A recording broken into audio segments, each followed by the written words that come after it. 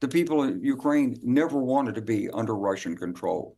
It's a separate culture. It's a different language. If you look up, and I don't know if you speak Russian, but if apparently you don't, but I do. And I thought, well, I'll just go, brush up on my Russian and be able to speak Ukrainian. It's a different language. And it's a different culture. It's a different history. Ukraine's been independent in the past. And it was one of the first subjects of Russia's imperial ambitions going back to Catherine the Great.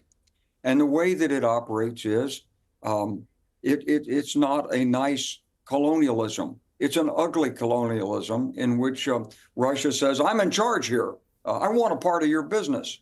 And they buy people and they influence. And I've met many Ukrainian leaders over the years, including some who've made billions of dollars off their associations with Russia.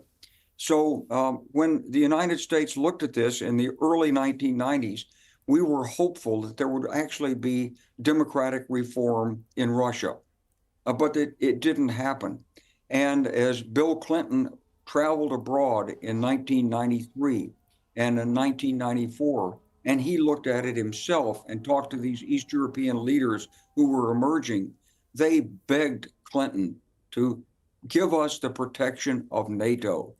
And so that weekend that you're referring to when Al Gore made the speech that Richard Holbrooke wrote in Berlin, and yes, I checked with my bosses in the Pentagon. I said, no, of course we're not in charge. We don't want NATO enlarged. We got enough problems. Don't bring any other issues.